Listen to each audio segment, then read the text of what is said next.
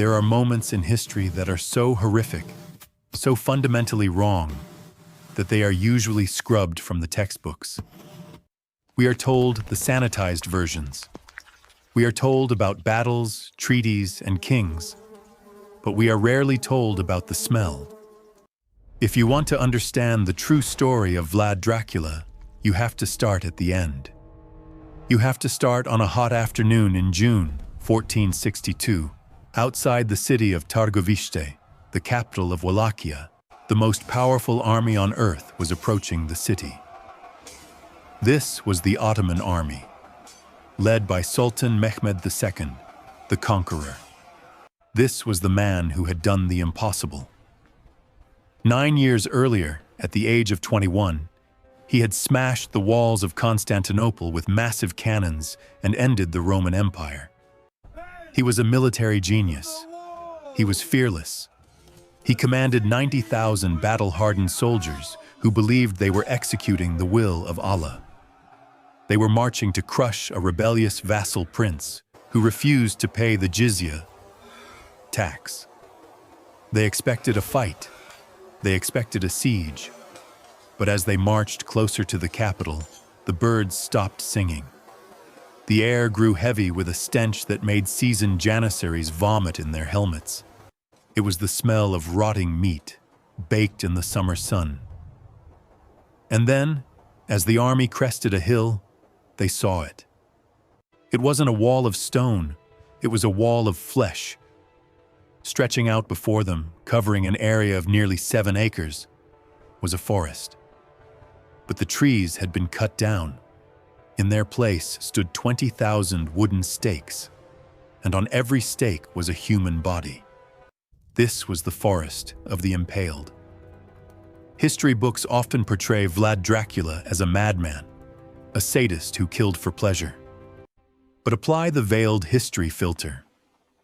Look at this scene not with moral outrage, but with strategic logic. Vlad had an army of maybe 10,000 men. Mehmed had 90,000. In a conventional war, Vlad loses in an hour. So Vlad didn't fight a conventional war. He fought a psychological war. He created a tableau of such unimaginable horror that it broke the mind of the enemy before a single sword was drawn. The scene was arranged with geometric precision. The stakes were cut from the surrounding forests. They were greased with oil and smoothed to prevent splinters. We will discuss the terrifying reason for this later. The bodies were arranged by rank. Common soldiers were on low stakes. Officers and pashas were hoisted high on stakes as tall as cathedral spires, so they could look down on their dead subordinates. And it wasn't just soldiers. There were women. There were children. There were entire families fixed to the wood, frozen in their final moment of agony. Sultan Mehmed II rode his white horse to the edge of this forest. He was a man who had walked through the blood-soaked streets of Constantinople without blinking. He had ordered the execution of his own brother. He was not a man who scared easily. But when he saw this, he stopped. He stared at the rotting corpse of Hamza Bey, his own general, rotting on the highest stake, dressed in his silk robes. He listened to the silence, broken only by the flapping of crows and vultures feasting on the eyes of the dead. And the conqueror broke. According to the Greek historian Leonikos Chalkokondyles, who was there, the Sultan turned to his generals, his face pale, and whispered, "I cannot take the land away from a man who does such marvels. A man who can use his rule and his subjects in this way is capable of anything." Marvels. That is the word he used. Not atrocities. Marvels. He recognized the genius behind the horror. He realized he wasn't fighting a prince. He was fighting a monster. He ordered the army to turn around. The Ottoman Empire, the superpower of the age, retreated without fighting a battle. They ran away from a ghost story. This was Vlad's masterpiece. It was the ultimate force multiplier. He turned 20,000 corpses into a defensive shield stronger than any stone fortress. But here is the question that haunts the esoteric historians. How did he know how to do this? Impaling is not simple. It is a surgical procedure. If you do it wrong, the victim dies instantly of shock or blood loss. But Vlad's victims didn't die instantly. They lived. Some lived for hours. Some lived for days. Thousands of people, writhing in slow-motion agony, suspended in a state of hyper-arousal and terror for 48 hours. Where did a Christian prince learn the anatomy required to thread a wooden pole through the human body, bypassing the heart, the liver, and the lungs, to ensure maximum suffering without death? He didn't learn it from the church. He didn't learn it from his father. He learned it in a place that has been erased from the maps. A place hidden in the mountains of Romania, known in folklore as the Scholomance. The Forest of the Impaled wasn't just a military tactic. It was a ritual offering. And to understand why Vlad performed it, we have to go back to his childhood. We have to go back to the dark classroom where he was taught that blood is not just a fluid. It is a fuel. Let us zoom in. Let us move past the sheer number of bodies and look at the mechanics of the stake. History tells us that Vlad the Impaler was a butcher. But a butcher kills quickly. A butcher processes meat for consumption.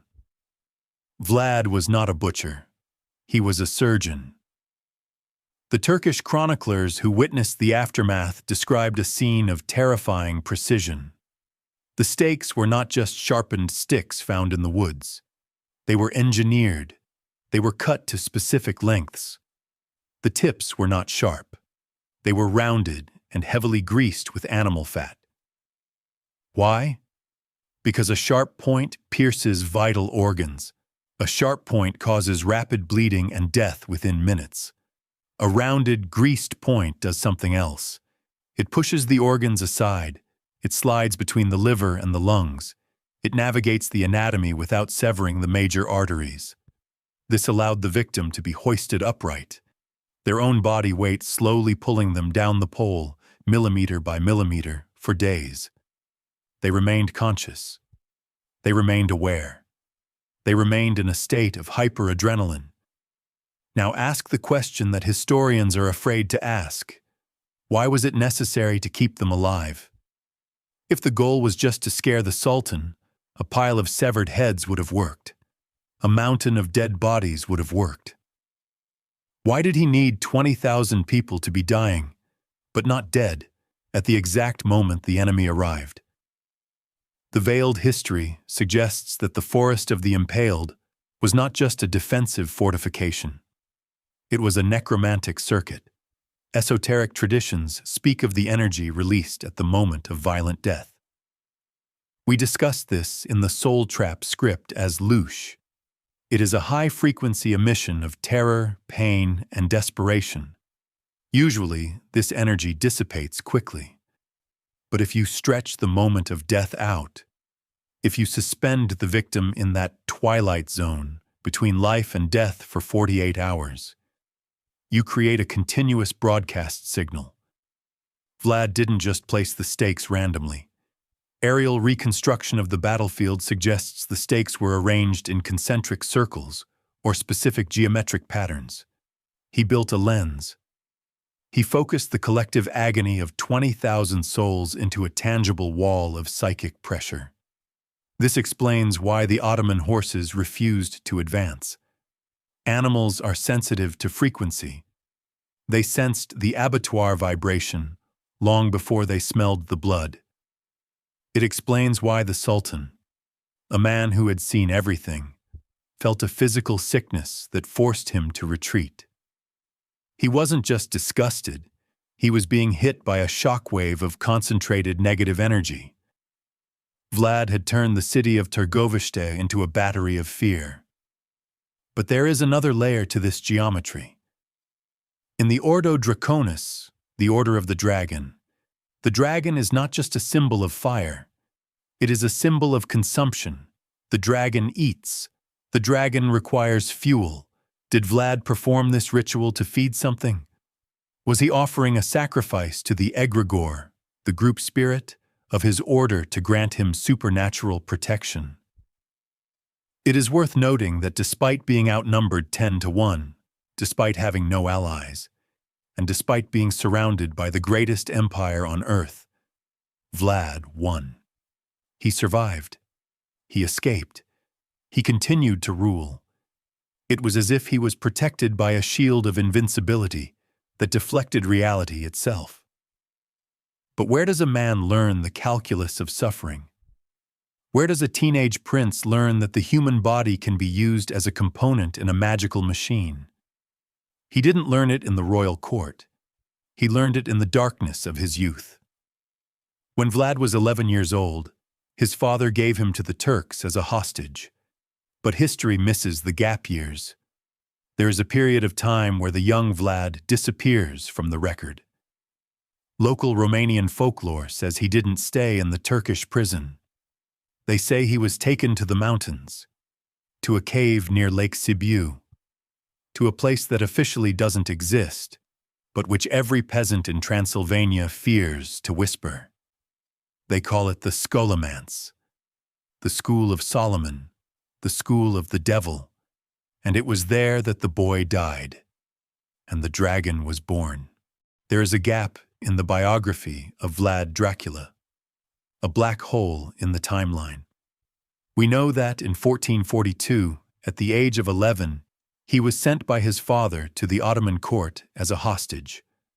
We are told he spent 6 years in the fortress of Egregos, suffering under the Turks. We know that when he returned to Wallachia in 1448 to claim his throne, he was a different person. The boy who left was innocent. The man who returned was a predator. He spoke fluent Turkish. He understood the enemy better than they understood themselves. He possessed a knowledge of toxicology, anatomy, and psychological manipulation that was decades ahead of any university in Europe. Where did he learn this? Did he learn it in a Turkish prison cell? Unlikely. Prisoners are starved. They are not educated in the advanced sciences. The answer lies in the local folklore of the Carpathian Mountains. The peasants of Transylvania have whispered about it for centuries. Even Bram Stoker, in his research for Dracula, stumbled upon the name and included it in his notes, though he barely scratched the surface. They call it the Scholomance. According to the legend, deep in the mountains, near a nameless lake, often identified as Balia Lake, there exists a school. It is not made of stone. It is underground. The legends say, the devil claims the 10th scholar as his due. They say the school accepts only 10 students at a time. They study for 7 years, and when they graduate, 9 return to their homes. But the 10th is kept back by the devil to ride the Zmo, the dragon. Let's apply the semantic pivot. Let's strip away the superstitious devil and look at the organizational structure. The devil, a grandmaster, an instructor from an ancient pre-Christian lineage, perhaps a surviving member of the Gnostic sects or the keepers of the Solomon Archive. The school, a clandestine intelligence academy, a black site training facility established to create the perfect weapons against the Ottoman expansion. The students, the sons of the nobility, the elite bloodlines. The Scholomance was the west point of the occult. It was run by the Solomonari, a mysterious caste of weather wizards and healers in Romanian mythology. These were tall, red-haired men clad in white wool, who wandered the villages begging for milk, but who possessed the power to summon storms. If we view the Solomonari as the scientists of the Dark Ages, the curriculum becomes terrifyingly practical. What did Vlad learn in the dark? 1. Meteorology and terrain. The Solomonari were famous for riding dragons in the clouds. In military terms, this is weather warfare. Vlad learned how to read barometric pressure. He learned how to predict fog. In his later battles, he constantly used the weather to his advantage. He attacked when the moon was hidden. He lured the Turks into marshes right before the rain turned them into quicksand. He didn't summon the storm. He calculated it. 2. The language of animals. Legends say the scholars learned the speech of beasts. Pivot this. This is psychology and biomimicry. He learned how to move like a wolf. He learned the pack dynamics of predators. He learned that if you cut the head off the alpha, the sultan, the pack scatters. He learned that humans are just hairless animals driven by the same instincts: fear, hunger, and dominance. 3. Toxicology, the poisoner's art. The devil taught them the secrets of the earth. Vlad became a master of poisons. He knew which mushrooms caused hallucinations. He knew which roots caused paralysis. There are accounts of Ottoman scouts drinking from poisoned wells and going mad before dying. This wasn't magic. It was chemistry. But the most important lesson, the core philosophy of the Scholomance, was the philosophy of the dragon. The dragon does not negotiate. The dragon does not feel pity. The dragon consumes. The young Vlad was stripped of his Christian morality. He was deprogrammed. The instructors broke his empathy. They forced him to dissect animals, then prisoners.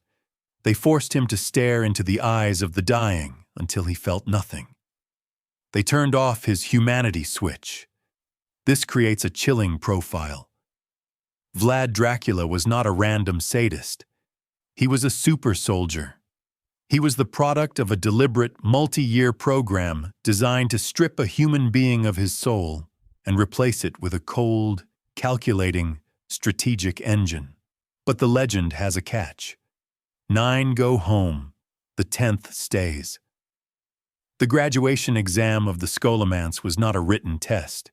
It was a selection process. At the end of the 7 years, the students were gathered.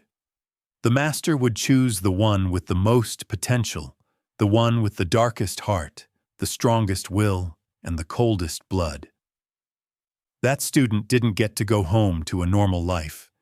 He was inducted into the inner circle. He became the aide to the dragon. He was given the keys to the forbidden power. And in the class of 48, the 10th student was Vlad. He didn't just learn the lessons. He embodied them. And when he emerged from that cave, blinking in the sunlight, he wasn't just Prince of Wallachia. He was a high-ranking initiate of the Ordo Draconis, and he was ready to test his new skills on a massive scale. In the folklore of Transylvania, the ending of the Scholomance legend is specific and chilling.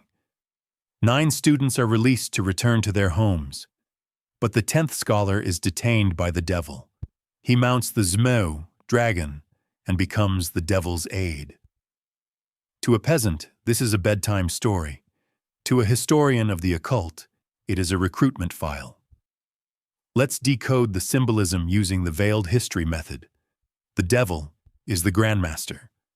The dragon is not a flying lizard. It is the egregore of the order.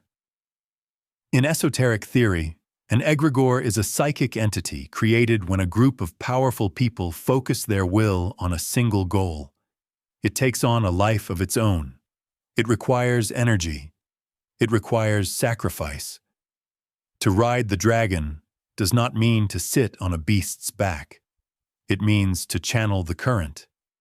It means the initiate has demonstrated the mental fortitude to host the collective consciousness of the order without going insane. Why was Vlad chosen as the 10th? Why not the others? The other 9 were likely taught the basics: politics, languages, combat. They were released to become efficient bureaucrats and minor nobles. But Vlad possessed a quality the Grandmaster was looking for. He possessed a fracture. His years as a hostage, the betrayal by his father, the abuse by the Turks, these traumas had cracked his psyche. In normal psychology, trauma creates a victim. In black alchemy, trauma creates a vessel. The Scholomance instructors saw that Vlad's hatred was so pure, so cold, that it could be weaponized. He didn't want to rule Wallachia. He wanted to burn the world that had hurt him. He was the perfect candidate for the inner circle. The graduation ceremony was likely a ritual of blood oath. We know from the history of the Ordo Draconis that the members wore a specific insignia, a dragon curled into a circle with a red cross on its back. The dragon is dead, defeated, yet it is the foundation of the cross. The meaning is clear. Only by mastering the beast inside, the urge to kill, the urge to consume, can you serve the higher purpose. Vlad didn't just join the club. He became the avatar of the order. When he emerged from the cave, or the training facility, he carried a new name. His father was Vlad Dracula, the dragon. Vlad became Vlad Dracula, the son of the dragon, the little dragon. But in the Romanian language, Dracul has a double meaning. It means dragon, but it also means devil. This linguistic duality is not an accident. It is the core of the identity. To his people, he would be the dragon, the protector. To his enemies, he would be the devil, the destroyer. The aide to the dragon was given a specific mission. He wasn't sent back to Wallachia to be a peaceful administrator. He was sent to be a firewall. Europe was terrified. The Ottoman Empire was eating nations alive. Serbia had fallen. Bulgaria had fallen. The Pope was trembling in Rome. The order needed a monster to fight a monster. They needed someone who was willing to do the things that civilized Christian kings refused to do. They needed someone who would impale 20,000 people and eat dinner while watching them die. Vlad was their nuclear option. And so, the 10th student left the mountain. He didn't look back at the 9 who went home to their warm beds. He looked south, toward the Danube, toward the Turks. He wasn't riding a mythical beast. He was riding the momentum of destiny. But before he could unleash hell on the Ottomans, he had to be formally inducted into the political wing of the organization. He had to meet the emperor who founded the order. He had to learn that the dragon wasn't just a spiritual concept. It was a political machine designed to preserve the royal bloodline, and that machine had a name. The Order of the Dragon, Ordo Draconis. History tells us that on December 12, 1408, Sigismund of Luxembourg, the Holy Roman Emperor, founded a chivalric order. It was called the Societas Draconistrarum, the Society of the Dragon. We are told it was a standard military alliance. Its members were kings, princes, and high-ranking nobles from across Central Europe. Their stated goal was simple: to defend the cross and fight the enemies of Christianity, specifically the encroaching Ottoman Turks. It sounds like just another club for rich men in armor, like the Order of the Garter or the Order of the Golden Fleece. But look closer at the membership list. Among the founding members were some of the most ruthless, biologically obsessed bloodlines in history. Stefan Lazarevich of Serbia, Alfonso V of Aragon, and of course Vlad the Dracula, the father of our protagonist. Why did they choose the dragon as their symbol? In medieval Christianity, the dragon was the symbol of Satan. St. George killed the dragon. Archangel Michael fought the dragon, so why would the defenders of the cross wear the emblem of the enemy on their chests? The veiled history suggests that the Ordo Draconis was not a Christian order at all. It was a pre-Christian covenant that had been rebranded. The dragon is the oldest symbol of royalty and DNA. In alchemy, the dragon represents the prima materia, the primal matter from which all life flows. In the ancient Scythian and Dacian traditions, the ancestors of the Romanians, the dragon was the totem of the war god. It represented the life force itself, the blood. The order wasn't formed to protect a religion, it was formed to protect a biological asset. By the 15th century, the royal families of Europe were terrified. The Ottoman Empire wasn't just conquering land, it was mixing populations. It was diluting the gene pool. The Ordo Draconis was established as a genetic firewall. Its members were sworn to protect the pure bloodline, the lineage that they believed descended from the gods, or the Watchers, if we connect this to the Enochian files. They viewed themselves as a different species from the common peasantry. They believed their blood contained a specific current, a magical potential that gave them the right to rule. This explains the Ouroboros. The symbol of the order was a dragon curled into a circle, its tail wrapped around its neck. Historians say this represents eternity, but in the context of the blood, it represents containment. It means, keep the blood inside the circle. Do not let it spill out. Do not let it mix with the outsider. This is why Vlad II was inducted. He was the voivode, prince of Wallachia. Wallachia was the buffer zone. It was the gate through which the genetic pollution of the East would have to pass to reach the heart of Europe. Sigismund needed a gatekeeper who understood the stakes. When Vlad II knelt before the emperor in Nuremberg in 1431 to receive the necklace of the dragon, he wasn't just swearing allegiance to a king. He was joining a biological brotherhood. He was given the surname Dracul. He wore the dragon insignia on his cloak, on his coins, and on his banner. But there was a dark side to this pact. To maintain the purity and power of the bloodline, the order practiced rituals that the church would have burned them for. They believed that the dragon blood needed to be fed. This leads us to the hidden meaning of the red cross on the dragon's back. The insignia of the order depicts the dragon defeated, with a cross of flames on its back. O quam misericors est Deus. Oh, how merciful is God, was their motto. But mercy for whom? Not for the enemy. The mercy was for the initiate. The cross represented the burden of the red work, the necessity of shedding blood to maintain the cosmic balance. The order taught that war was a ritual, a battlefield was an altar. When Vlad II returned to Wallachia wearing the dragon, he taught his sons, Mircea, Vlad, and Radu, that they were not just princes. They were the guardians of the threshold. They were taught that their blood was sacred, and the blood of their enemies was fuel. But the order made a fatal calculation. They thought they could control the dragon. They thought they could use the young Vlad as a pawn in their geopolitical game. They sent him to the Turks as a hostage, a common practice to ensure his father's loyalty. They thought the boy would break. They thought he would die in the dark. Instead, the boy survived. He learned the enemy's ways, and when he returned, he realized that the order was too soft. The old men in Nuremberg wanted to protect the bloodline with treaties and politics. Vlad wanted to protect it with terror.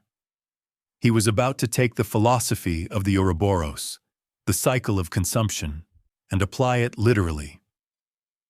If the dragon eats its own tail to survive, then Vlad would eat the world to save his kingdom. The stage was set. The father, Dracul, had sworn the oath. The son, Dracula, would execute it. But first, we must understand the science behind their obsession. Why was blood so important? It wasn't just symbolic, it was chemical. If you look at the official crest of the Ordo Draconis, the image is striking. It does not show a dragon flying. It does not show a dragon breathing fire. It shows a dragon twisted into a perfect circle, its jaws clamped tight around its own tail. This is the Ouroboros. For centuries, art historians have told us this represents eternity, or the cycle of the year. They say it is a symbol of balance. But look closer.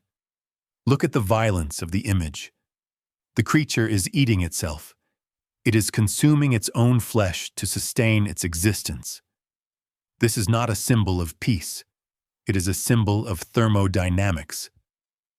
The Order of the Dragon held a specific, dark, Gnostic belief. The universe is a closed system. In a closed system, energy cannot be created. It can only be transferred. If you want to extend your life, you cannot generate new life force out of nothing. You must take it from somewhere else. To build, you must destroy. To live, something else must die. This is the law of exchange. The Ouroboros was the sigil of this law. It reminded the initiates, kings, emperors, and voivodes, that their power did not come from God's grace. It came from the consumption of the weak. The peasantry, the soldiers, the enemies, they were the tail. The king was the head. The head must eat the tail to survive. This philosophy is the root of the vampire myth. We think of vampires as monsters who bite necks, but that is the Hollywood version. The real vampire is a ruler who understands that blood is a carrier of vital energy, and who sets up a system to harvest that energy efficiently. Vlad Dracula took this philosophy and applied it with the cold logic of an engineer. He didn't just kill for revenge, he killed to recycle. When he looked at a battlefield, he didn't see a tragedy. He saw a massive transfer of energy, thousands of men dying in peak physical condition, their blood pumping with adrenaline and will to live. That energy has to go somewhere. Most people let it dissipate into the ground. But a sorcerer, a dragon, knows how to catch it. This explains the Order's obsession with blood purity. Why did these families intermarry to the point of genetic madness, like the Habsburg jaw? We are told it was to keep land titles in the family. But the veiled history suggests it was to preserve the resonance.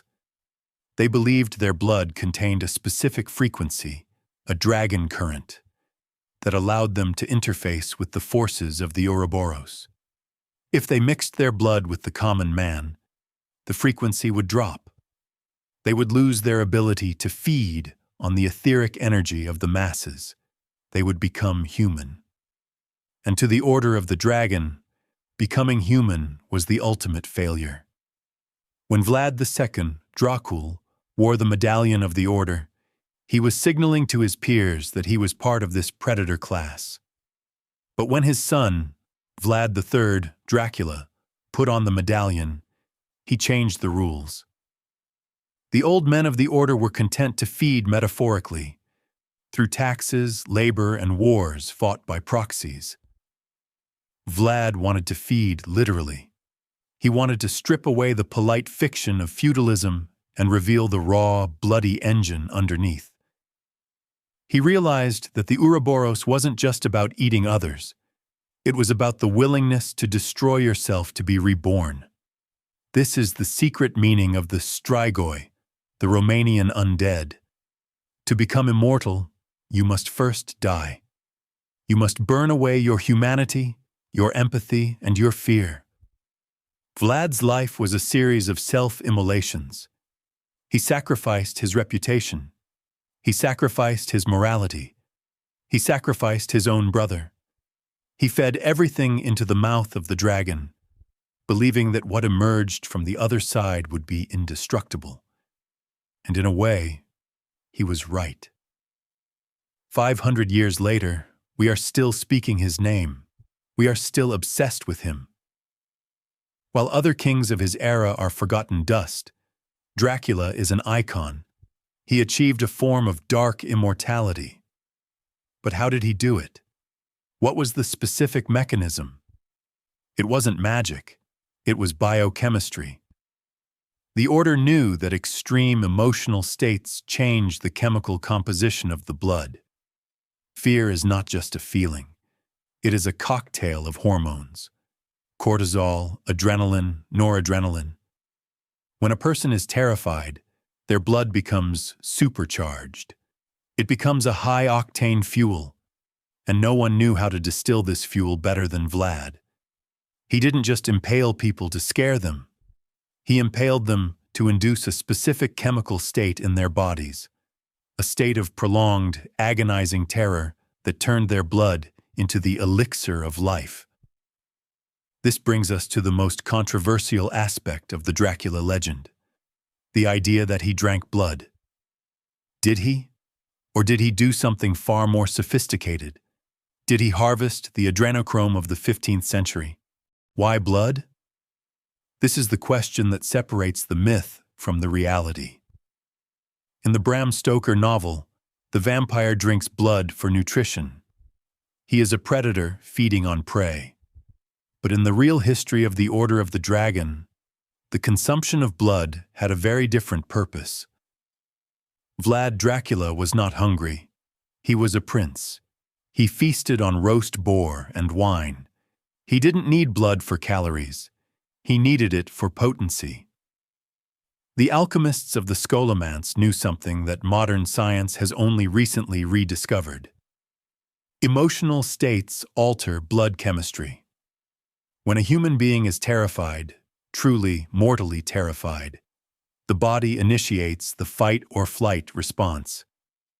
The adrenal glands, sitting on top of the kidneys, dump a massive cocktail of hormones into the bloodstream: adrenaline, cortisol, noradrenaline. This creates a state of hyperarousal.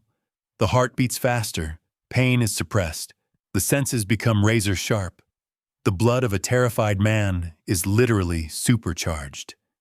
It is chemically different from the blood of a man at peace. The veiled history suggests that Vlad was harvesting this specific chemical state. In modern conspiracy circles, there is a substance known as Adrenochrome. It is oxidized adrenaline. It is rumored to have psychoactive and rejuvenating properties. While modern science debates this, the ancient science of the Order was clear. Terror is a preservative. If you drink the blood of a calm victim, it is just iron and plasma. It is inert.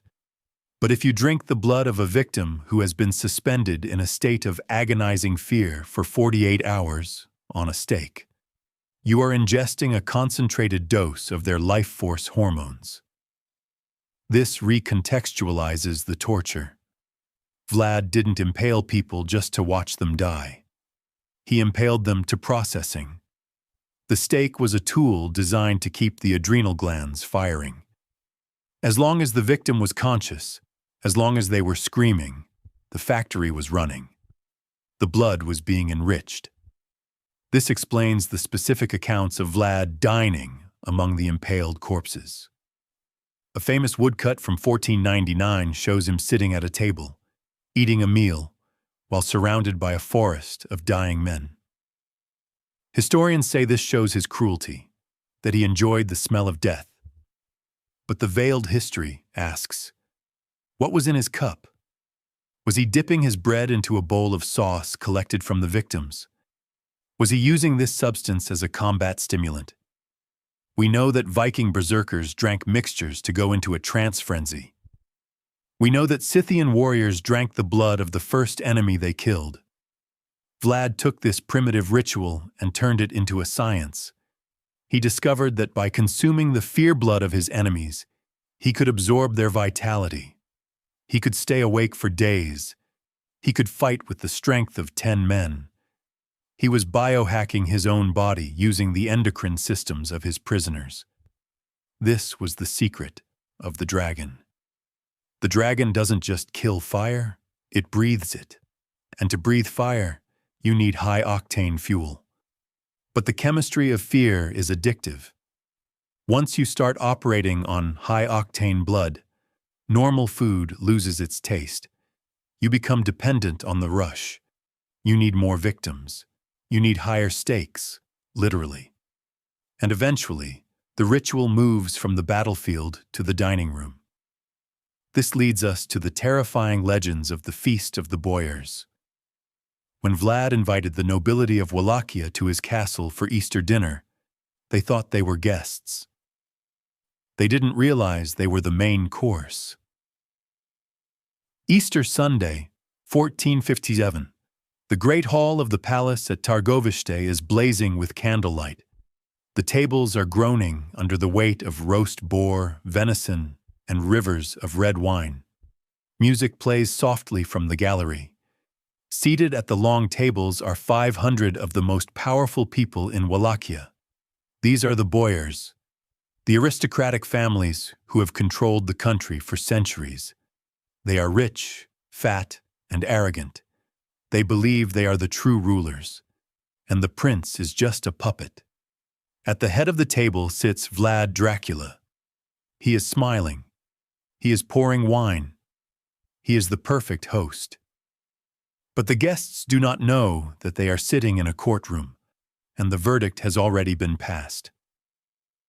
This event is known in history as the Easter Feast, but in the veiled history, it is known as the culling. To understand the horror of this night, you must understand the motive. Years earlier, these same boyars had betrayed Vlad's father. They had buried his older brother Mircea alive. They had forced the earth into his mouth until he suffocated. Vlad didn't forget. He waited. He played the game. He invited them to dinner. As the meal reached its climax, Vlad stood up. The music stopped. The room went silent. He asked a simple question, a question that cut through the air like a knife. "How many princes have you survived?" The boyars, drunk and boastful, began to answer. "I have served 7 princes," shouted one. "I have served 12, laughed another. 30, bragged the oldest. They thought they were bragging about their longevity.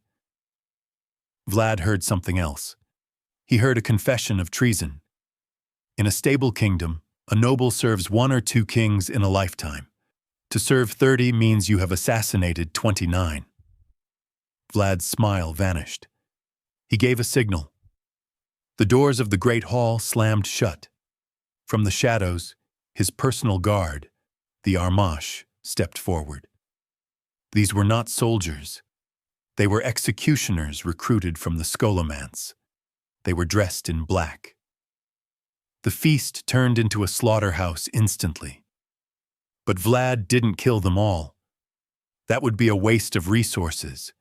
The Order of the Dragon does not waste. He separated the old from the young.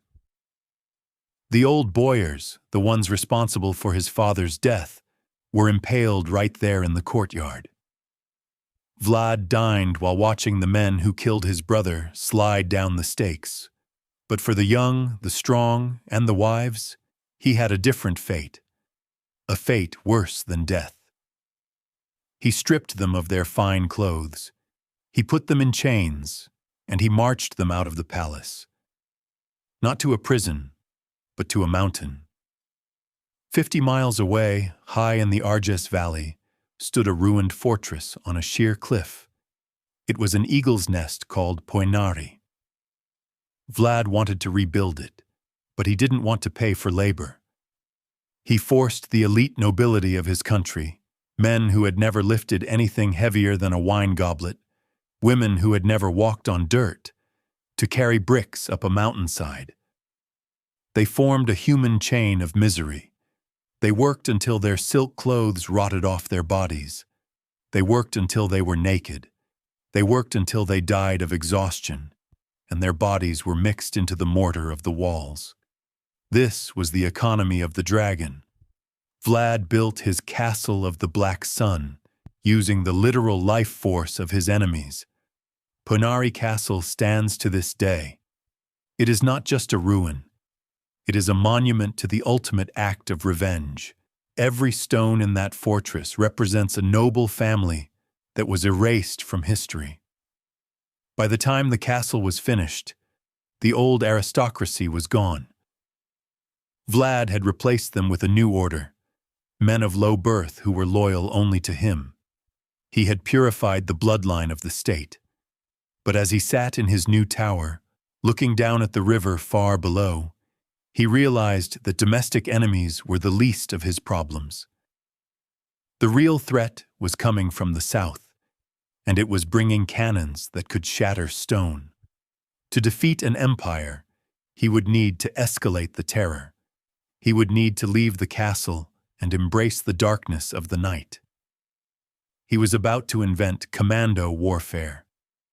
How do you kill a god? Sultan Mehmed II wasn't just a king. He was the shadow of Allah on earth.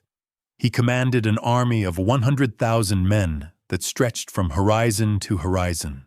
Vlad Dracula had less than 10,000 soldiers. Most were peasants armed with scythes. By all laws of military science, the war was over before it began. But Vlad didn't follow the laws of war. He followed the laws of the predator. On the night of June 17, 1462, just south of Targovishte, Vlad invented asymmetric warfare. He realized he couldn't win a pitched battle. So he decided to decapitate the snake. He didn't send an army. He selected a small, elite unit of the Ordo Draconis, men who had been trained in the Scholomance to move without sound and kill without hesitation.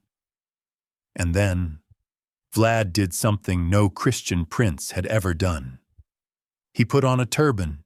He put on the uniform of a Turkish janissary. He walked right into the enemy camp. Because of his years as a hostage, Vlad spoke flawless Turkish. He knew their passwords. He knew their customs. Like a ghost, he walked through the lines of 100,000 sleeping soldiers. He walked past the guards, joking with them in their own language. He wasn't hiding in the shadows. He was hiding in plain sight. His target was the Golden Tent, the Sultan's personal quarters. His plan was insane: assassinate the ruler of the Islamic world in the middle of his own army. At midnight, the signal was given. Hell opened up. Torches were lit. Bugles were blown from all directions to create the illusion of a massive army. Vlad and his death squad drew their swords and cut a path of absolute slaughter toward the Golden Tent. The Turks panicked. In the confusion and darkness, they couldn't tell friend from foe. They started killing each other. It was friendly fire on a massive scale. The Ottoman discipline collapsed into primal chaos. Vlad reached the center. He slashed through the ropes of the royal tent. He stormed inside, ready to end the war with a single stroke. But the tent was empty. Or rather, it was occupied by the Grand Vizier, not the Sultan. Mehmed had moved. Or perhaps the dragon's luck had run out. Vlad killed the Vizier and vanished back into the night before the sun rose. He didn't kill the Sultan. But he achieved something far more damaging. He proved that the God King was vulnerable. He proved that 100,000 soldiers couldn't protect one man from the dragon. The psychological impact was devastating. The Ottomans stopped sleeping. They saw Dracula in every shadow. The army began to fracture from the inside out. But swords were not the only weapon Vlad brought to the camp that night.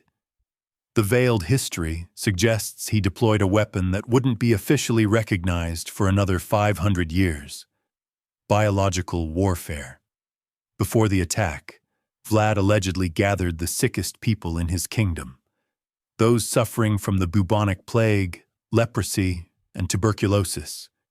He didn't treat them. He paid them.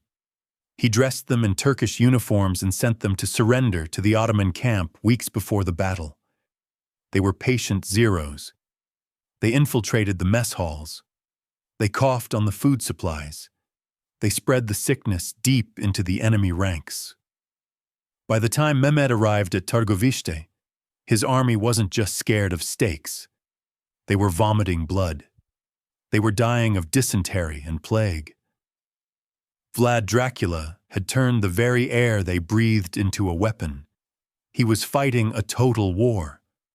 To save his bloodline, he was willing to poison the earth itself. But while Vlad was fighting the external enemy with brilliance and brutality, a rot was spreading closer to home. The Order of the Dragon was a family, and like all royal families, it was poisoned by jealousy. Vlad's greatest threat wasn't the Sultan. It was the man sleeping in the tent next to the Sultan, his own brother, Radu the Handsome. The cruelest lesson of history is that empires are rarely destroyed from the outside. They are dismantled from the inside. Vlad Dracula had defeated the Sultan's army. He had broken their minds with the forest of the Impaled. He had poisoned them with plague. Mehmed II, the conqueror of Constantinople, had turned his horse around and marched back to Adrianople in shame. But Mehmed was a strategist. He realized that he couldn't defeat the dragon with steel. He needed a different kind of weapon. A weapon that shared Vlad's DNA but none of his loyalty. He reached into his court and pulled out his favorite pet, Radu the Handsome. Radu was Vlad's younger brother. They had been taken hostage together in 1442. They had entered the darkness of the Ottoman prisons together. But while the darkness turned Vlad into a monster, it turned Radu into a slave. Radu did not fight his captors. He fell in love with them. He was exceptionally beautiful. The Turkish chronicles describe him with obsessive detail. He caught the eye of the future Sultan, Mehmed. While Vlad was being tortured and sent to the Scholomance to learn the arts of war, Radu was being groomed in the harem. He was being civilized. This was the ultimate psychological operation. The Ottomans stripped Radu of his Wallachian identity. They stripped him of his religion. They stripped him of his dragon blood. They turned him into the perfect janissary of the soul. Radu converted to Islam, in spirit, if not always publicly. He adopted Turkish dress. He became Mehmed's lover and most loyal commander. To the Order of the Dragon, Radu was an abomination. He represented everything they fought against: the submission of the West to the East, the dilution of the bloodline. When Mehmed retreated from Targoviste, he didn't leave the battlefield empty. He left Radu behind. He gave Radu 30,000 troops and a single order: take the throne, kill your brother. This changed the nature of the war instantly. It was no longer a crusade against the infidel. It was a civil war. Radu didn't use stakes. He used soft power. He rode up to the castles of the Wallachian nobility, the boyars who were terrified of Vlad's cruelty. He didn't threaten them. He offered them gold. He offered them peace. He spoke their language, but with the soft, seductive promises of the Ottoman Empire. "Why die for a madman?" Radu whispered. "Why suffer on a stake? Join me and the Sultan will protect you. Join me and the trade routes will open. Join me and you will be rich." It was a masterstroke. Vlad offered them honor and independence, concepts that require sacrifice. Radu offered them comfort and submission. And tragic as it is, human nature usually chooses comfort. One by one, the boyars defected. The generals who had stood by Vlad in the night attack abandoned him. They opened their gates to the handsome prince. They betrayed the dragon for the serpent. Vlad found himself isolated. His army melted away. He wasn't being beaten by tactics. He was being beaten by politics. He was watching his own bloodline, his own brother, undo everything he had built. The hunt began. Radu chased Vlad through the mountains of Transylvania. It was a fratricidal nightmare. Vlad, the master of the ambush, found himself being ambushed by a man who knew his mind. Radu knew where Vlad would hide. He knew the secret paths. The Order of the Dragon was fractured. The Ouroboros had stopped eating its tail and started eating its head. Vlad retreated to his final stronghold, the Potari castle high on the cliffs. He was trapped. His wife was dead. His friends were traitors. And marching up the valley, carrying the banner of the crescent moon, was his little brother. This was the moment the dragon died, and the vampire was born. Vlad realized that in this world, honor gets you killed. To survive this level of betrayal, he would have to make a pact with forces even darker than the Ottomans. He would have to turn to the West. But the West, in the form of the King of Hungary, was about to deliver the final stab in the back. In the game of empires, a hero is only useful as long as he is winning. The moment he becomes a liability, he is discarded. Vlad Dracula had held the line. For 6 years, he had been the only shield protecting Europe from the Islamic expansion. He had turned the Danube River red with Ottoman blood. He had done the dirty work that the Pope and the Emperor were too afraid to do. By 1462, Vlad was exhausted. His army was shattered. His brother Radu was hunting him with 30,000 Turkish soldiers. Vlad needed help. He needed the Ordo Draconis. He turned his eyes north, toward Hungary. There sat King Matthias Corvinus. Matthias was a member of the Order. He was Vlad's ally. He was the most powerful king in Central Europe, and crucially, he had just received a massive subsidy of 40,000 gold florins from the Pope specifically to fight a crusade alongside Vlad. Vlad fled through the mountain passes of the Carpathians, riding hard for the Hungarian border. He believed that once he reached Matthias, they would combine forces, turn around, and crush Radu and the Turks together. He was wrong. He wasn't riding toward a savior. He was riding into a liquidation trap. When Vlad crossed the border, he wasn't greeted with fresh horses and reinforcements. He was met by a unit of Czech mercenaries commanded by Jan Jiskra, one of Matthias's generals. They didn't salute him. They shackled him. Why? Why arrest the champion of Christ? Why arrest the only man the Turks feared? The answer is embezzlement. King Matthias Corvinus had a problem. He had taken the Pope's money, 40,000 gold florins, and he had spent it. Not on the crusade, but on buying the crown of Hungary and fighting personal wars in Bohemia. The money was gone. The crusade never happened. And now, the Pope was asking questions. Where is the army? Why is the Turk still in Wallachia? Matthias needed a scapegoat. He couldn't admit he was a thief. He needed to prove that the failure wasn't his fault. He needed to prove that the crusade failed because Vlad Dracula was a traitor. So, Matthias invented fake news. In the winter of 1462, shortly after Vlad's arrest, a series of letters miraculously appeared in the Hungarian court.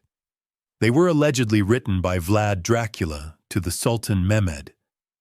In these letters, Vlad supposedly offered to defect. He offered to hand over all of Transylvania and Hungary to the Turks in exchange for his throne back. Think about the absurdity of this.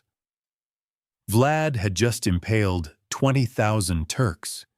He had tried to assassinate the Sultan in his sleep. He had burned Ottoman ports.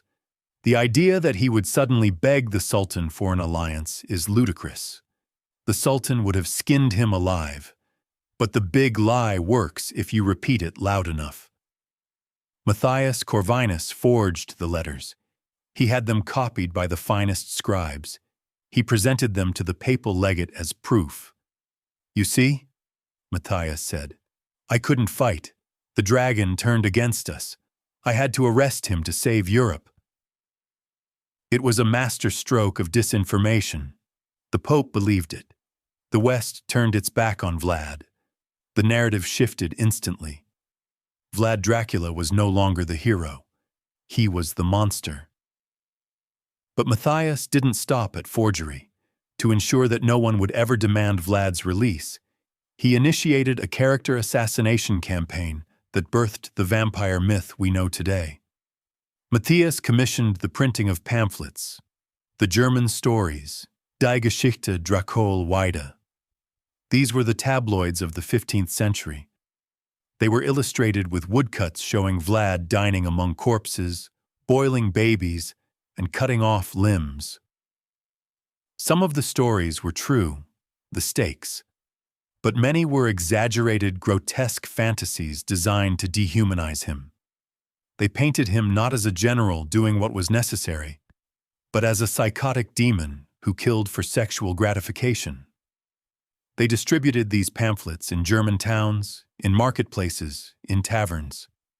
It was the first viral marketing campaign in history. The goal was to make the name Dracula synonymous with evil, so that no one would notice that the King of Hungary had stolen the crusade money, and it worked. Vlad was thrown into the dungeon of Visegrad Castle, high above the Danube. He was left to rot. No trial, no appeal, just silence. For 12 years, the dragon was caged, but imprisonment does strange things to a mind that has been trained in the Scholomance. Stripped of his army, stripped of his crown, and stripped of his war, Vlad went inward. The chronicles say that even in his cell, he continued his practice. He caught rats and birds. He impaled them on small splinters of wood. Historians say this proves he was mad, but the veiled history suggests he was maintaining the circuit. He was practicing the geometry of death on a microscale. He was keeping his connection to the current of the Ouroboros alive. He knew that he wasn't done.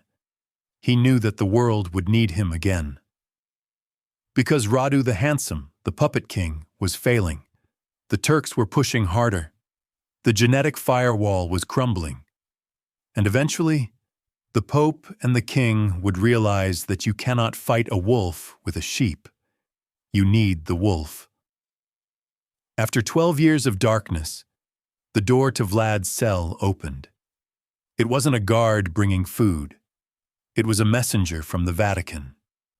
They didn't want to apologize. They wanted to make a deal. The dragon was about to be unleashed for one final suicidal ride. If you travel to Romania today, the tourists will flock to Bran Castle. They call it Dracula's Castle. It is pretty, it is accessible, it looks like a fairy tale. But Bran Castle is a lie. Vlad Dracula barely set foot there. It is a tourist trap designed to sell mugs and t-shirts. If you want to find the real lair of the dragon, the place where the veiled history actually happened, you have to go much deeper into the Carpathian Mountains. You have to go to the Argeș River Valley. You have to look up at a sheer, jagged cliff that rises 800 meters straight into the sky. There, perched like a vulture on a carcass, are the ruins of Panari Citadel. To reach it today, you must climb 1,480 concrete steps. It is a grueling, exhausting ascent. But in 1457, there were no steps. There was only rock, mud, and the whip. Panari is not just a fortress. It is a crime scene. Every stone in its walls, every brick in its towers, was hauled up that mountain by human hands. But not the hands of paid masons or slaves. They were hauled by the soft, manicured hands of the boyars, the elite aristocracy of Wallachia. We must revisit the aftermath of the Easter feast, Chapter 4. Vlad had arrested the entire nobility, hundreds of families who had grown fat on corruption and betrayal. He didn't execute the young and strong immediately. That would have been a waste of kinetic energy. He marched them out of the palace at Târgoviște, still wearing their Easter finery, their velvets, their silks, their gold jewelry. They were forced to walk 50 miles into the mountains. It was a death march. When they arrived at the foot of the cliff, Vlad looked up at the ruins of an old outpost. He told them, "I want a fortress that touches the clouds, and you will build it before you are allowed to die." This was the architecture of punishment. Vlad was applying a brutal economic theory, the transmutation of value. The boyars valued their status, their clothes, and their soft bodies. Vlad stripped that value away layer by layer and converted it into stone. Historical chronicles describe the horror of the construction. The lime kilns burned day and night. The nobles were forced to form human chains up the vertical slopes, passing rocks hand to hand. Their expensive clothes turned to rags. Then the rags fell off. Then their skin began to blister and peel. They worked naked, under the lash of the Armash, Vlad's enforcers. Pregnant women were not spared. Children were not spared. If someone collapsed from exhaustion, they were not helped. They were whipped until they stood up, or they were thrown off the cliff to clear the path. The mortar of Porphyria is literally mixed with the blood and bone dust of the Romanian aristocracy. Why did Vlad do this? A simple military fort could have been built by peasants in half the time. But Vlad didn't just want a fort. He wanted a talisman. In the Scholomance, he would have learned about the concept of the foundation sacrifice. Ancient builders believed that a structure would only stand eternal if a living soul was walled up in its foundation. The legend of Master Manol is famous in Romania for this exact reason. Vlad walled up an entire social class. He believed that by infusing the walls with such immense suffering, he was creating a psychic barrier.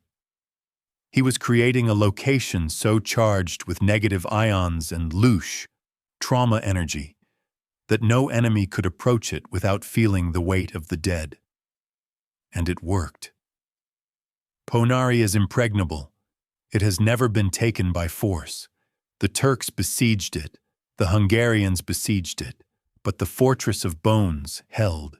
It sits on a geomagnetic anomaly, a ley line node, that amplifies the energy of the location.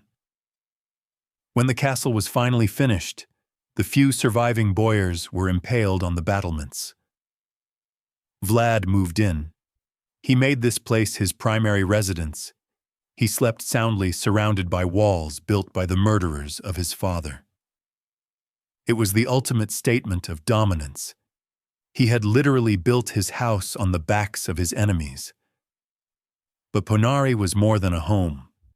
It was a watchtower. From the high towers, Vlad could see the fires of the Ottoman army approaching from the south. He could see the world burning.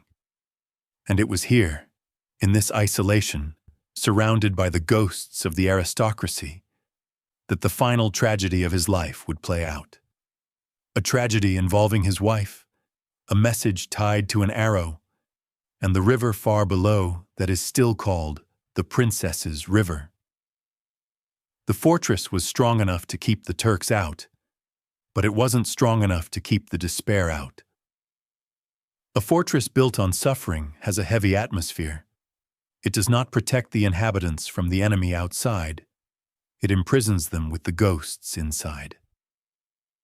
It is the autumn of 1462. The noose is tightening around Vlad Dracula's neck. His brother, Radu the Handsome, commanding the Ottoman Janissaries, has surrounded the mountain. The cannons are pounding the walls of Porphyria. The Fortress of Bones is holding, but supplies are running out.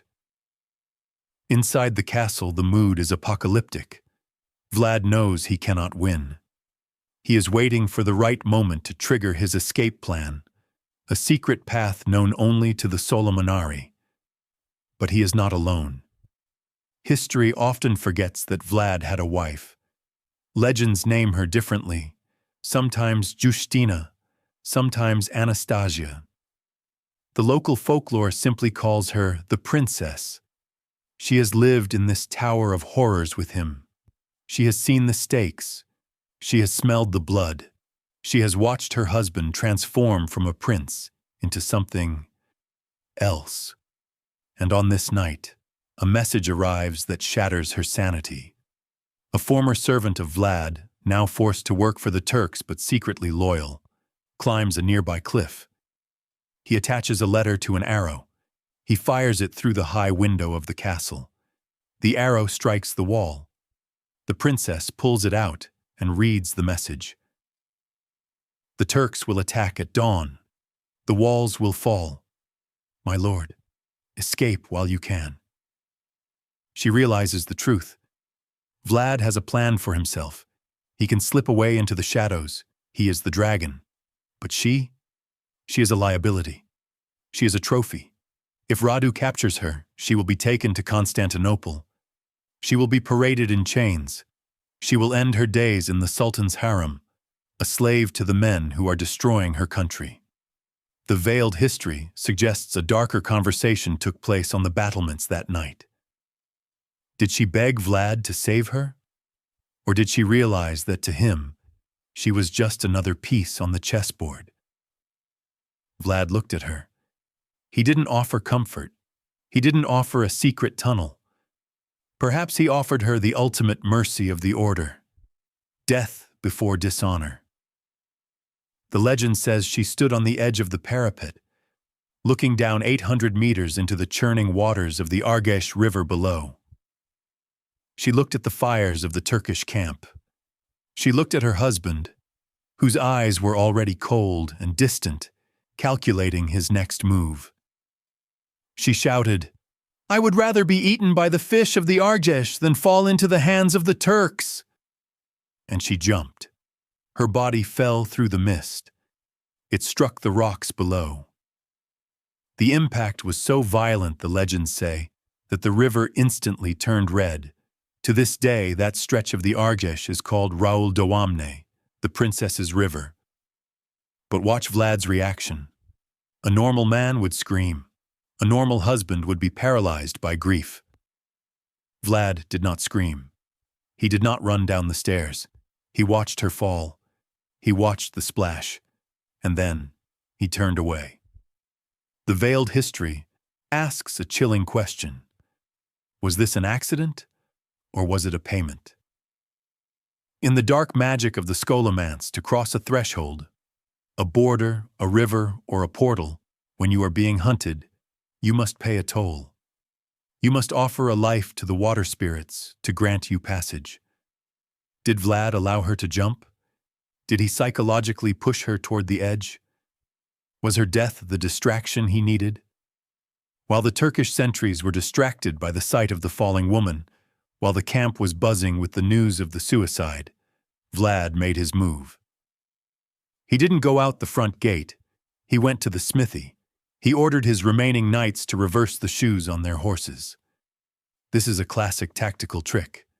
The horseshoes were nailed on backwards. When they rode out of the secret postern gate in the darkness, the tracks in the mud looked like cavalry entering the castle. Not leaving it. It worked. Radu's scouts were baffled. They thought reinforcements had arrived. They hesitated. And in that window of confusion, bought with the life of his wife, Vlad Dracula slipped through the net. He disappeared into the Carpathian forests. He merged with the night. He left behind a dead wife, a ruined castle, and a brother who had won the crown but lost his soul. But the dragon wasn't defeated.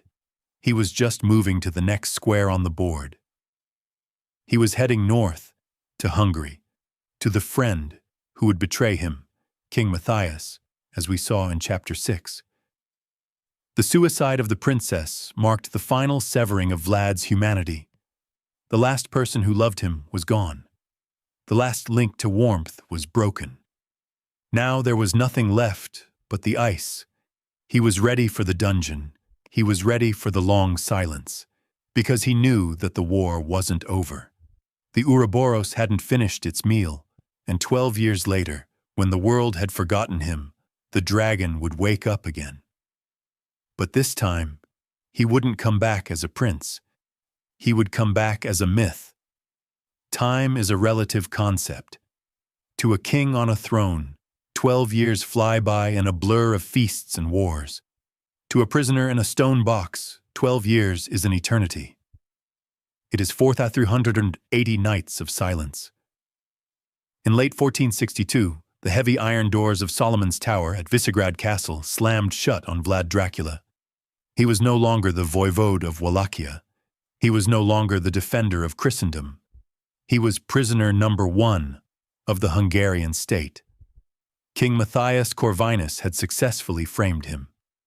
The forged letters were accepted by the Pope. The world believed that the dragon had turned traitor. And so, the world moved on. His brother Radu sat on his throne. The Turks consolidated their power. The impaled bodies at Targoviste rotted into skeletons and fell into the grass. But inside the tower, high above the Danube River, something strange was happening. Vlad did not die. He did not beg for mercy. And contrary to popular belief, he did not go mad. He went dormant. In biology, there is a process called cryptobiosis. When a microscopic organism, like a tardigrade, faces an environment it cannot survive, extreme cold, no air, no food, it dries itself out. It stops its metabolism. It creates a hard shell. It waits. It can survive for decades in this state, only to reanimate the moment water touches it. Vlad Dracula entered a state of psychic cryptobiosis. He realized that his political life was over. The prince was dead. But the dragon, the entity he had bonded with in the Scholomance, was immortal. It just needed to be fed. This brings us to the most disturbing detail of his imprisonment, recorded by the Russian chronicler Fyodor Kurytsin. The guards reported that Vlad developed a strange hobby. He would catch mice in his cell. He would buy birds from the market with the few coins he was allowed. And then, in the silence of his room, he would impale them. He would construct tiny wooden stakes from the firewood. He would perform the surgery on the mice and birds, threading the splinters through their tiny bodies with the same anatomical precision he used on the Turks. He would line them up on the windowsill. Historians cite this as proof of his insanity. They say he was a sadist who just needed to kill something, no matter how small. But apply the veiled history filter. This wasn't madness. This was maintenance. If we accept the premise that Vlad had unlocked a biochemical method of harvesting energy from the moment of death, Chapter 4, then he was an addict. He was addicted to the current of death. Without the battlefield, without the massive harvest of the forest of the impaled, he was going into withdrawal. Impaling the birds was a way to generate a microdose of louche. It was a way to keep the circuit open. He was practicing the geometry of death on a miniature scale, ensuring that his mind remained sharp, his hands remained steady, and his connection to the other side remained intact. He wasn't playing. He was training. He was visualizing the day he would do it again to men. During these 12 years, his physical appearance changed drastically. We have a portrait of Vlad painted during this period, the famous Ambras Castle portrait. Look at his eyes. In earlier depictions, he looks like a fierce soldier. In the prison portrait, his eyes are bulging. They are huge, dark, and intense. They stare right through you. The mouth is cruel, sensual, and red. This is not the face of a broken man. This is the face of a predator that has evolved to see in the dark. He had shed the last vestiges of his humanity. The prince was gone. Only the vampire remained. Meanwhile, outside the tower, the legend was growing without him. Matthias Corvinus's propaganda machine was churning out the German stories. The printing press, a new invention, was spreading the face of Dracula across Europe. People shuddered at his name. They told stories of him dipping bread in blood. Vlad knew this. He likely saw the pamphlets, and he smiled. He realized that Matthias was doing him a favor. Matthias was building his myth. Fear is a currency. And by the time Vlad would be released, his bank account of fear would be overflowing. The Turks would be terrified before he even stepped on the battlefield. But why was he released? Why let a monster out of the box after 12 years? Because the world had changed. Radu the Handsome was dead, of syphilis, the French disease. The new rulers of Wallachia were weak. The Ottoman army was pushing deeper into Europe, threatening Hungary itself. King Matthias realized that his fake news had backfired. He had removed the only general capable of stopping the Turks. He needed the wolf back. In 1474, the heavy iron door of Solomon's tower creaked open. Vlad stood up. He brushed the dust off his clothes. He looked at the row of skeletonized birds on his windowsill. He didn't say, "Thank you." He simply asked, "Where is my army?" The dragon was awake, and it was starving. There is a painting hanging in the gallery of Ambras Castle in Austria that stops visitors in their tracks.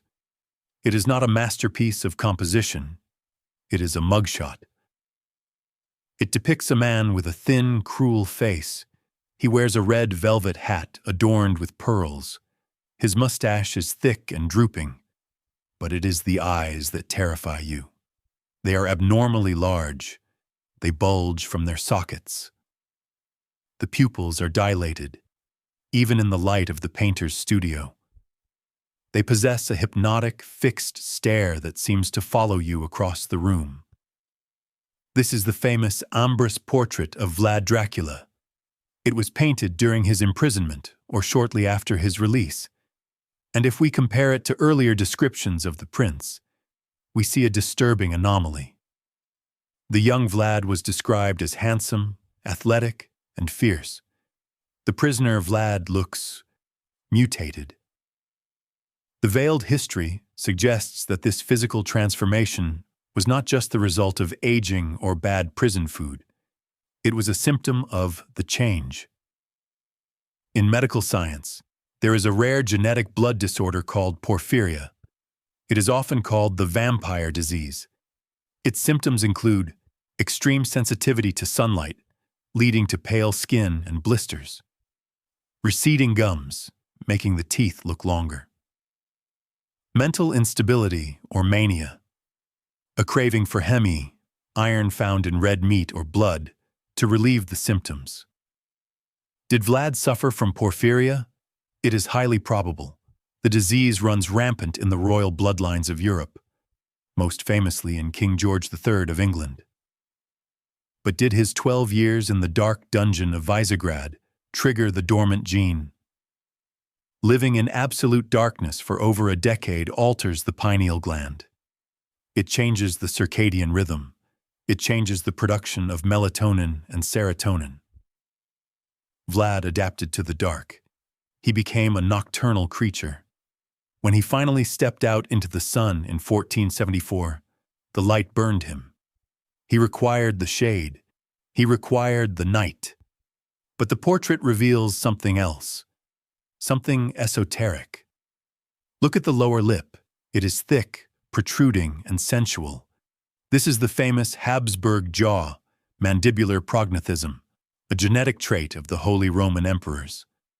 Vlad was not a Habsburg by birth, but by 1474 he was about to become one by marriage. As part of his release deal, King Matthias Corvinus forced Vlad to marry his cousin, Ilona Silagji. This was a strategic merger. The king wanted to bind the dragon blood of the East with the eagle blood of the West. He wanted to breed a super dynasty, but the marriage was cursed. The chronicles say that Ilona was terrified of her husband. She saw the way he looked at her neck. She saw the birds impaled on his windowsill. She was living with a predator who wore the clothes of a gentleman. This period marks the birth of the evil eye legend, mal de ojo. Peasants believed that Vlad could kill a man simply by looking at him. This sounds like superstition, but in the context of the Scholomance training, it is hypnotic suggestion. Vlad had mastered the predator stare, an unblinking, dilated gaze that triggers a primal freeze response in the victim's amygdala. He didn't need chains to hold people. He held them with his will. When he was finally given an army in 1476 to reclaim his throne, he rode out of Hungary not as a conquering hero, but as a dark omen. He was 45 years old, but he looked ageless. His skin was white as parchment. He wore the black armor of the Order. He marched back into Wallachia, but the land had changed. The people had forgotten the freedom he gave them. They only remembered the stakes. They looked at him and didn't see a prince. They saw a strigoi, a revenant returning from the grave to drink the life of the living, and they were right to be afraid. Because the Vlad who returned was not interested in ruling. He was interested in finishing the ritual. He had one last enemy to kill, not the Sultan, not his brother, who was already dead. He had to kill the idea of death itself. He rode toward his final battle near Bucharest. But he didn't ride to win. He rode to vanish. The history books say he died in battle, his head cut off by a Turk, or mistakenly by his own men. But the veiled history points to the empty grave at Snagov Monastery. If they cut off his head, where is the body? And if the body is gone, did he really die? December 1476. The forests north of Bucharest are buried in snow. The wind howls through the ancient oaks, sounding like the screams of the impaled. Vlad Dracula has returned. After 12 years in prison and 2 years of political maneuvering, he has reclaimed the throne of Wallachia for the third and final time. But he is not the same man. He is 45 years old, but his skin is translucent. His eyes are black voids. He moves with the stiff, predatory grace of a creature that is no longer fully biological.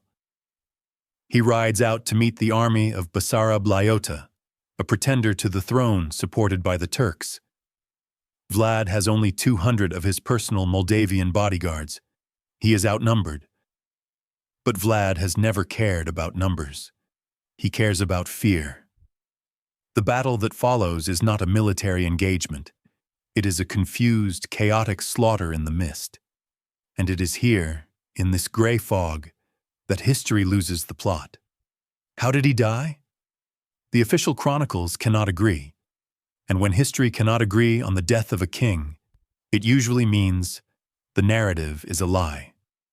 Version A. He was killed by the Turks in a heroic charge. Version B. He was killed by his own men, who mistook him for a Turk because he was wearing Ottoman armor, a convenient excuse for assassination. Version C. He was stabbed in the back by a hired assassin while he was climbing a hill to watch the battle. The veiled history suggests a darker option. Version D. The battle was a smokescreen. The assassination was a stage trick. Vlad knew his time as a public ruler was over. The Ottomans were too strong. The boyars hated him. If he stayed on the throne, he would eventually be captured and flayed alive in Constantinople. The dragon needed to shed its skin. He needed to die so that he could continue his work in the shadows. Let's look at the forensic evidence of the body. The only part of Vlad Dracula that was ever positively identified was his head. The chronicles state that his head was severed, preserved in a jar of honey to stop rot, and sent to Constantinople. It was displayed on a high stake in the city center. Sultan Mehmed II needed proof. He needed to show the people that the boogeyman was dead. But ask yourself, can you identify a head that has been hacked off in battle, traveled 500 miles in a jar of honey, and then stuck on a pole for weeks? Facial features bloat, skin discolors. Was it Vlad, or was it a body double? We know Vlad had loyal fanatics, men from the Scholomance who would gladly die for him. Did one of them take the fall? Did a loyal soldier wear the prince's armor, ride into the trap, and allow himself to be beheaded so that the master could escape? The Sultan saw ahead. He was satisfied. But what happened to the body? The torso, the vessel containing the heart and the dragon blood, was never sent to Turkey. It was reportedly gathered up by monks from the nearby Snagov monastery. They claimed to have buried him secretly in front of the altar. This is the critical error in the official story. Vlad was excommunicated. He was a mass murderer. The church hated him. Why would pious monks bury a monster in the holiest spot of the church, directly in front of the altar where the priest stands during Mass? Unless they weren't burying a body, unless they were hiding a secret. The burial at Snagov was rushed. It was done in secret. No stone was marked. For 400 years, the grave remained undisturbed. The legend grew. People whispered that the ground around the altar was cold. They said that if you put your ear to the stone, you could hear a heartbeat. In 1931, a team of archaeologists decided to find the truth. They got permission to open the grave. They brought shovels. They brought cameras. They expected to find a skeleton clad in rotting velvet and a gold crown. They lifted the heavy stone slab. They dug into the earth, and the world gasped. The grave was empty. Archaeology is usually boring. It involves dusting off pottery shards. But in 1931, at the Snagov Monastery, it became a horror story. The excavation team, led by Dinu Rossetti, lifted the stone slab in front of the altar. They were looking for the body of Vlad the Impaler.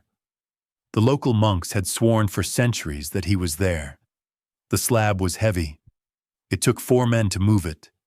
As the torchlight fell into the hole, they saw nothing. The grave was empty. No coffin, no bones, no rusted armor, just a few horse bones, placed there perhaps as a mockery.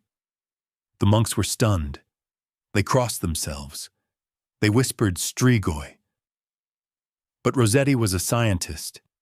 He kept digging. He thought maybe the grave had been looted.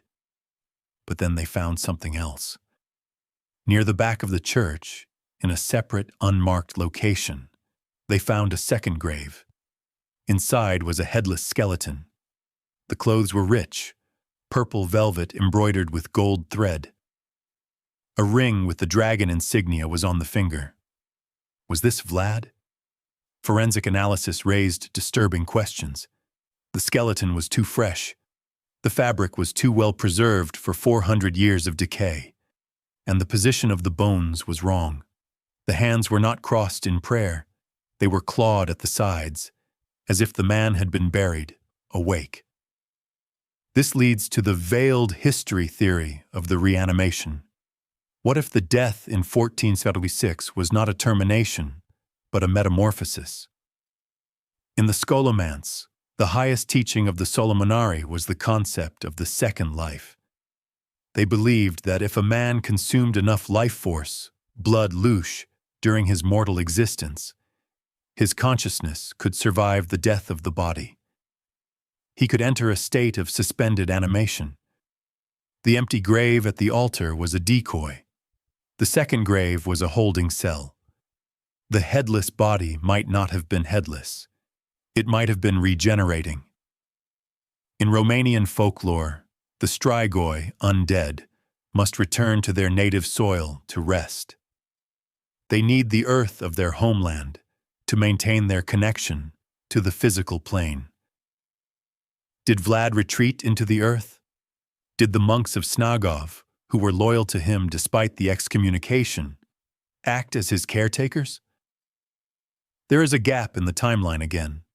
For 400 years, the name Dracula fades into myth. He becomes a story to frighten children. But the Order of the Dragon did not disappear. It simply moved west. The Habsburgs, descendants of the Order's founders, rose to power. They conquered half the world. And wherever they went, the legend of the vampire followed. But then, in the late 19th century, something strange happened. A sudden explosion of interest in vampires occurred in London. Specifically, in a secret society known as the Hermetic Order of the Golden Dawn. One of its members was an Irish theater manager named Bram Stoker. Stoker had never been to Romania. He had never seen Ponari Castle. And yet, in 1897, he published a book called Dracula that contained details so specific, so accurate to the geography and the occult rituals of the order, that it terrified the historians. How did he know? How did he know about the Scholomance?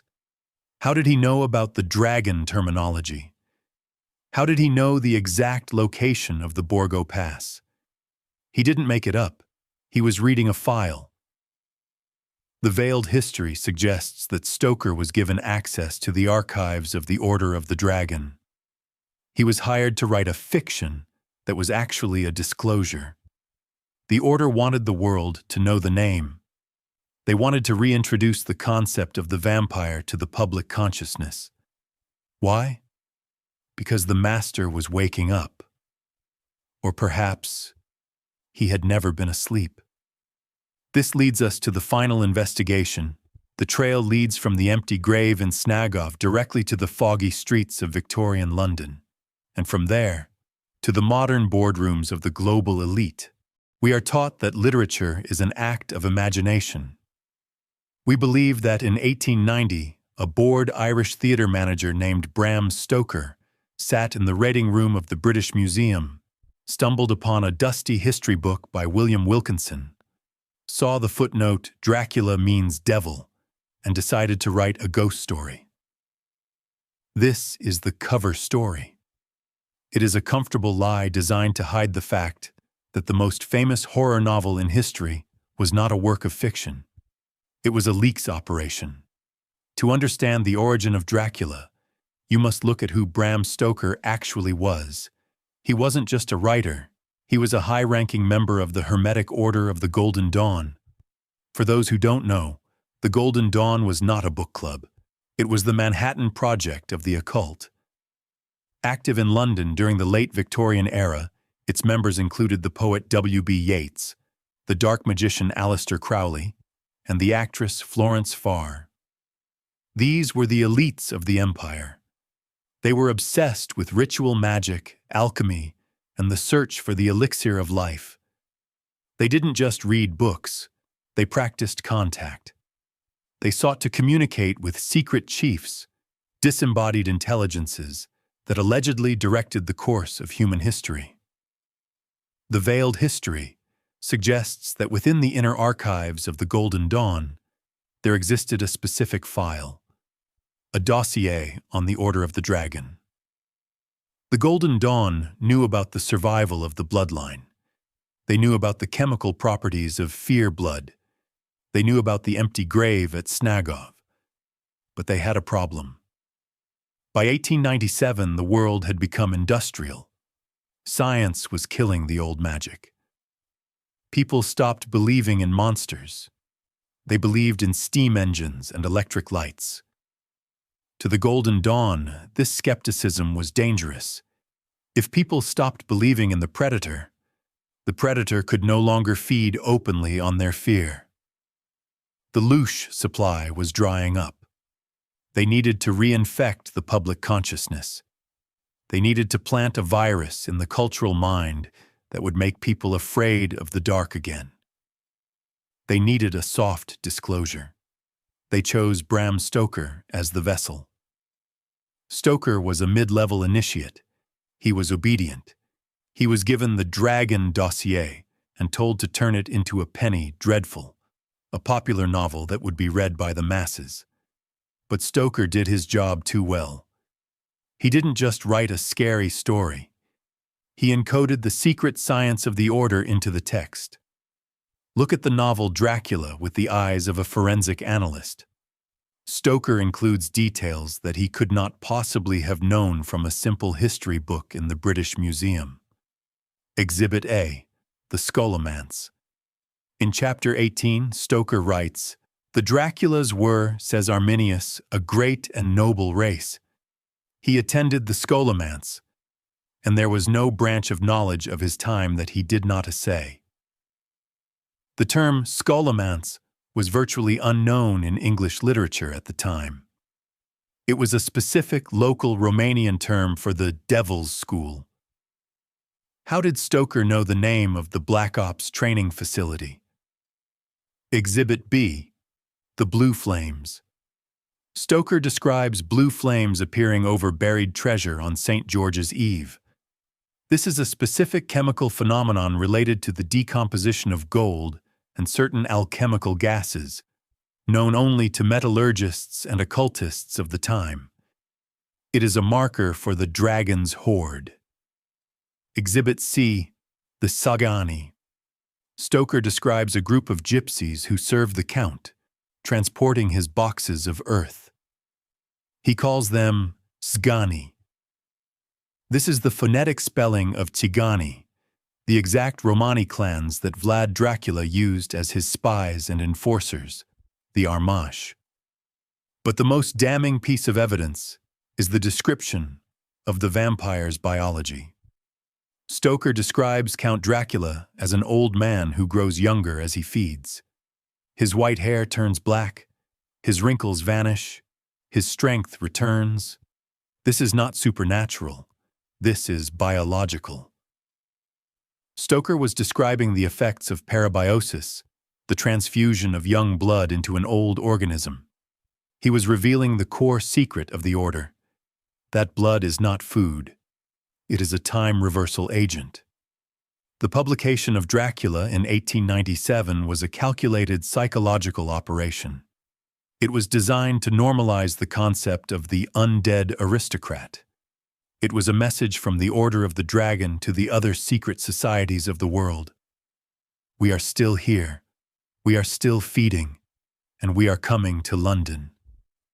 The book was an instant sensation. It terrified the public. But for the elite, for the families who carried the Porphyria gene, for the bankers who funded wars, for the industrialists who ground up workers in their factories, it wasn't a horror story. It was an instruction manual. It taught them that if you have enough power, you don't have to die. You just have to change your diet. But what happened to Stoker?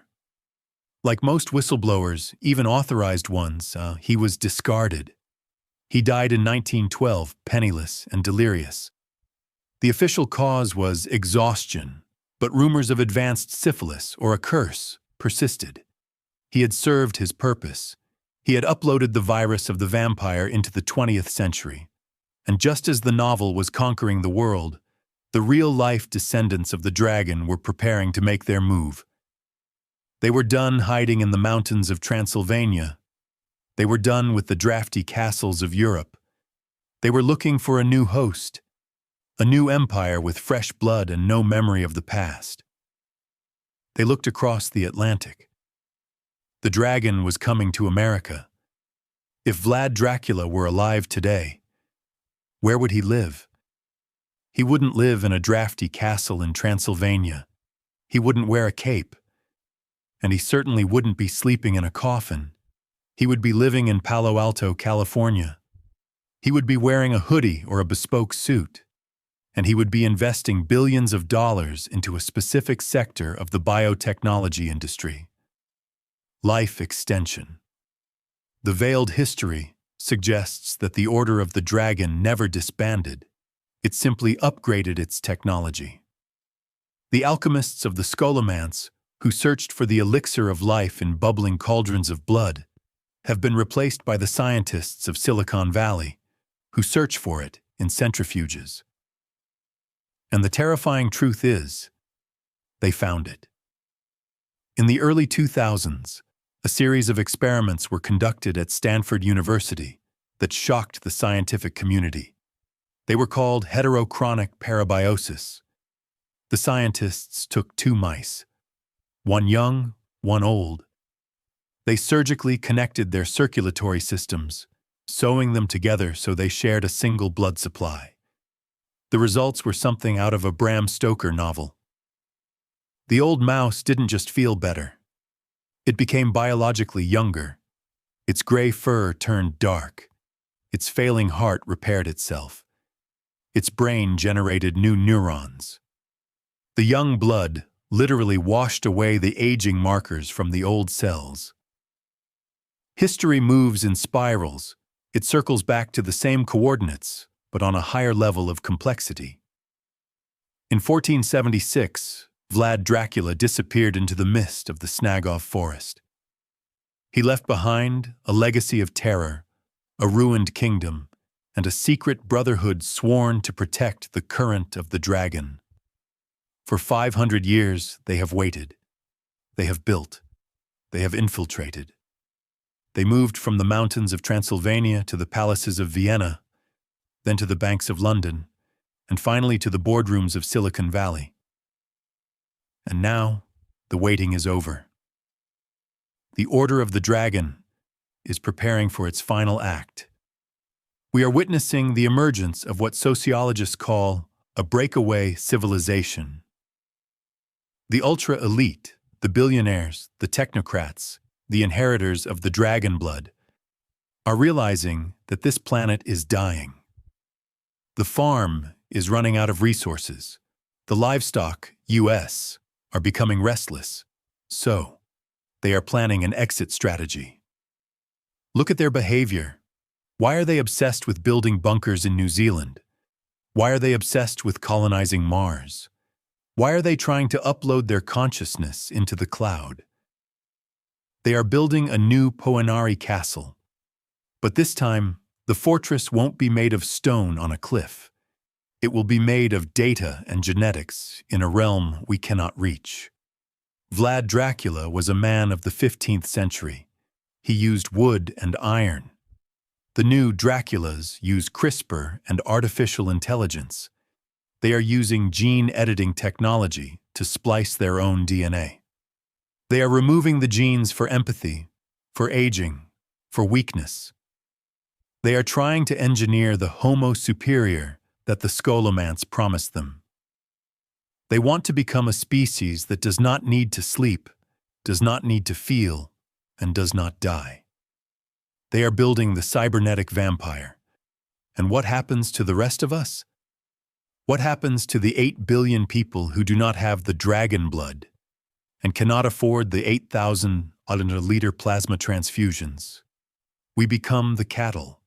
We are already living in a digital version of the forest of the impaled. We are pinned to our screens. We are paralyzed by fear porn on the news. We are drained of our emotional energy, louche, every single day by algorithms designed to keep us angry and anxious. Vlad impaled bodies to harvest their adrenaline. The modern system impales our minds to harvest our attention. The mechanism hasn't changed. Only the technology has.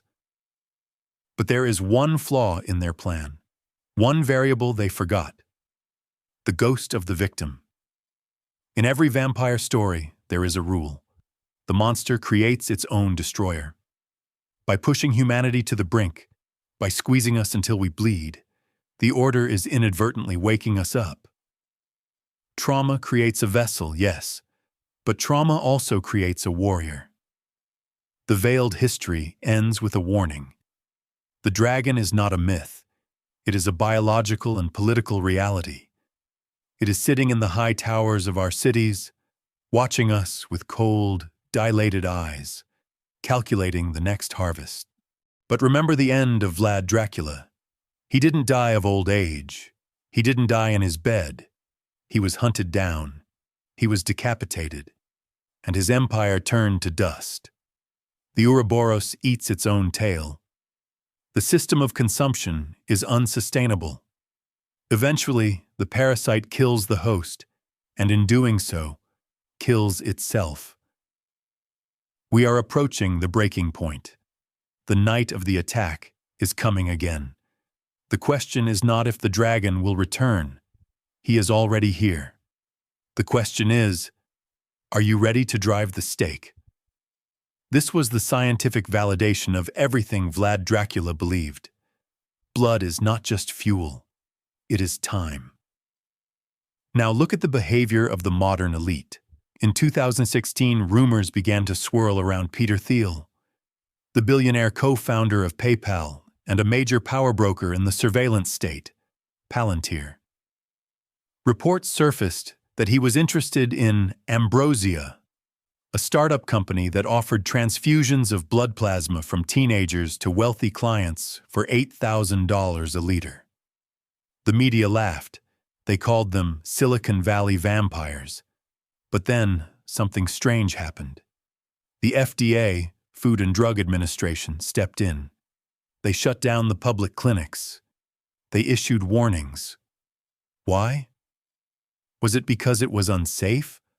Or was it because this technology was proprietary? The veiled history suggests that parabiosis is the modern version of the dragon's feast. The elite do not want the common man to have access to immortality.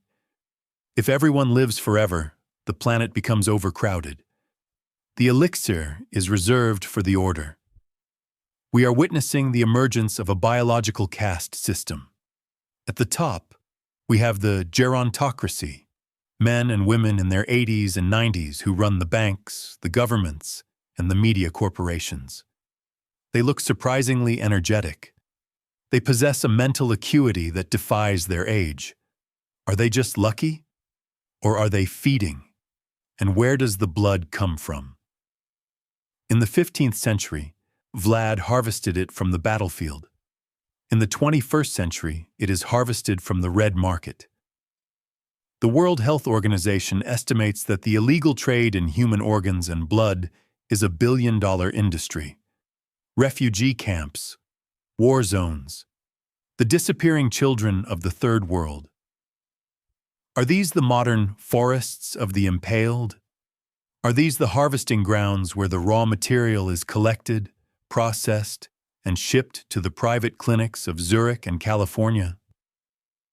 Vlad Dracula was a pioneer. He was the patient zero of a transhumanist experiment.